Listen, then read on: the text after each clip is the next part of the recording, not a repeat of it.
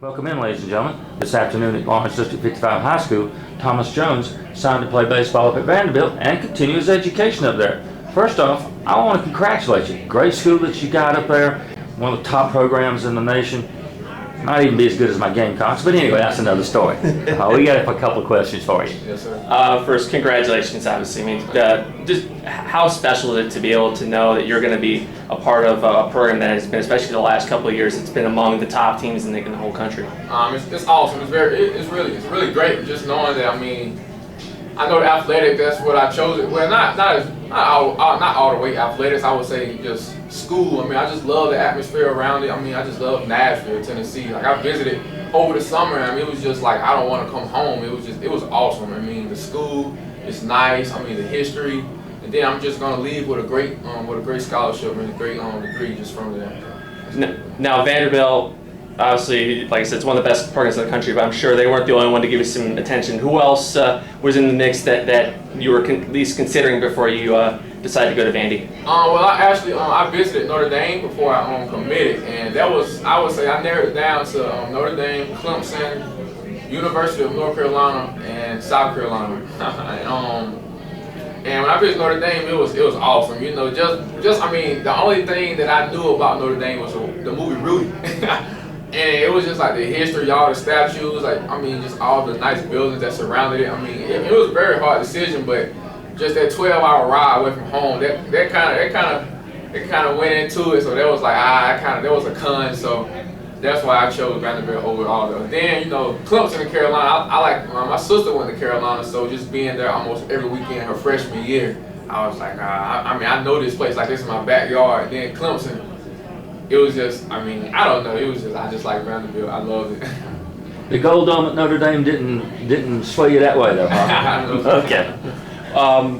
Was there any consideration from any of the schools in terms of football as well as baseball, or was it solely baseball only that you were being recruited at? I would say, because Vanderbilt, they did get, matter of fact, they offered me both. They offered me first in football, so. And that was one of, like I already knew from the get-go, I already like had in mind that I wanted to go to Vanderbilt, and that was my decision. That was my hard decision whether I'm gonna play football or baseball or do both. And I mean, it was just, I fell in love with Tim Corbin just talking to him, and I finally got to meet him one day, and it was like we were meant to meet, and it was just like he was just an awesome guy. And then like I talked to the football coach. Well, the football coach, they still talk to me now, and you know, I mean, we have a good relationship, but I just like knowing that it's a good school, and I don't want to get into it and be like struggling my first year, having a hard time. So I just chose baseball, which that is my first love, but that's what I stuck with, baseball. You know, this past summer you were real busy playing in different pro showcase events, one down in the Florida area and of course the one up at Wrigley Field. Mm-hmm. Did that kind of help cement your decision to play baseball only because that was your passion to play those things? I would say, yeah. I got that decision a lot. I mean, a lot of scouts before I committed. A lot of scouts were asking me. They were like, I hear that you're a big football guy, and I hear that you're going to play football. And I was like, well, that's not true. You know, I always tell them that that's not true because a lot of scouts were trying to sway me to just play baseball. You know, and that's like a lot of people like, well, he did it because of scouts. That's not true at all. I did it because I mean I love the game of baseball, and then you know it was just always baseball. I played baseball. Honestly, to tell you the truth, I've only played football twice as a little leaguer, and I played all through middle school. So I didn't play football much at all. So I mean it was just always baseball growing up. Now you talked to a few pro scouts. Have they talked to you? Have they given you any indication about what might happen when next year's draft comes around? Well, I mean, I really don't get into that. I try not to think about it because, I mean, with my family, they're so hard on academics and stuff. They really want me to go to college. And I tell you the truth, I never get into that. Just like stats and like with the, even when I was being recruited hard, I never really got into it. I really never wanted to talk about it a lot.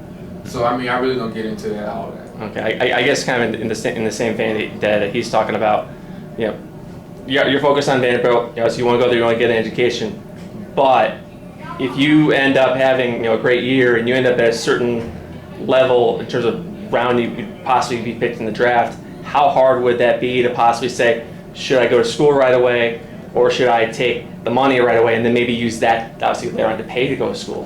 That'll be a hard decision. Like I said, I mean that's came up plenty of times. People asked me about that, told me about it, but like I said, I mean we'll see when it happens if it happens. So. Well, now we've been talking mainly about the sports aspect of going to school up there. As far as your major, have you given any thought to that? What you might want to major in, what you want to do once you finish Vanderbilt if you don't go pro? I've got a broad thing. I mean, I kind of see myself being in front of a camera and talking about the latest things, you know, going on like in news, sports, stuff like that. So I see myself doing it. I mean, I see people doing it like y'all. I mean, y'all having fun.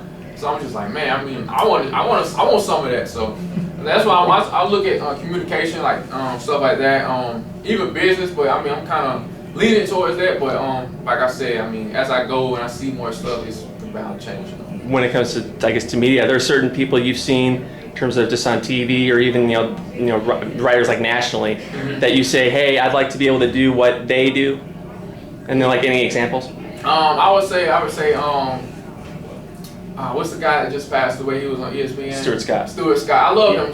He just shows so much emotion. Like he has no fear. I mean, you can say whatever. I mean, you gotta be careful with what you gotta say. But I'm saying like he's having fun. And that's what I like about it. I mean, if you're at a job and it's like miserable, you don't need to be working there. You want to be at something that you're gonna have fun. Like it's a sport.